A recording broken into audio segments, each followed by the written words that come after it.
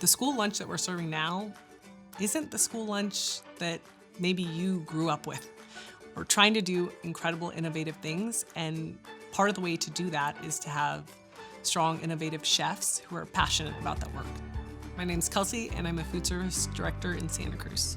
So I did my culinary degree, and then I wanted to know more. So I did my master's in nutrition and became a dietitian. And I had a friend who had done her dietetic internship, and she worked in schools. And she said, "Kelsey, you belong in schools." And I was like, "Schools? No." She's like, "Yes, that's the work that you should do." By sheer dumb luck, I found a school district, and I started working there. And they had a 13.1 acre farm, and I fell in love. I was like, this is amazing. While I was working there, I got to go to this conference. And so I was there, and they were like, "What do you work for schools?" And I said, "Hey, every day I get to feed 8,000 to 9,000 kids a day.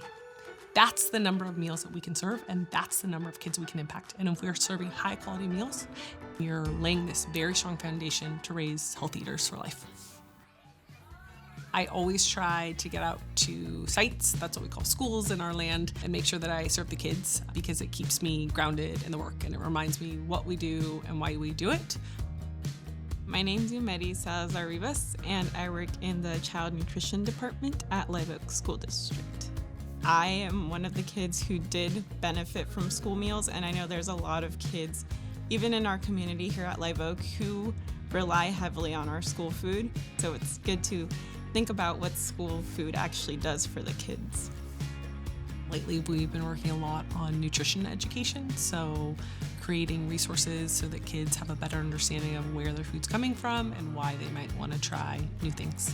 Things that might feel small to us as an adult are a massive part of a kid's childhood. For us right now, that looks like, hey, how do we make sure that our kids, when they're in the garden, are learning about kale? Then when they come to the cafeteria and they see that kale, they're more likely to try it. And so how do we start building connections on campus so that students have more experiences and exposure? It's a really powerful thing when kids start to see the whole process. And what you often find with students is one voice can change an entire classroom. So if the first kid in the group goes, "Ew, pesto," nobody's eating pesto that day. But if the first kid in the group goes, "That's my pesto, I cooked it," then you get a line of kids going, "Oh, okay, yeah, I want to try pesto today," because it's something that they had a part in and they had a role in creating. So what we wanted to do was we wanted to use kale because that was our harvest of the month. So we were trying to think about what would be a great way to serve that to our kids. And often we know that kids love a good pesto, but we wanted to get kale into it. So what we did was we made it with kale and basil. So we added in sunflower seeds and we did the oil and salt and pepper. And after we created this recipe, we did a taste test with our students to see, hey, is this something you like? Did we put enough pesto on this pasta or on our pizzas? The other thing kids want to see is they eat with their eyes. Is your pesto sauce vibrant and green enough for them? When you develop a new recipe, it starts with one child, having them taste test, having that experience. But then it expands out to the students in our entire community and making sure that all of them get to eat that nutritious meal and are well fed. I don't often think about, am I changing school food?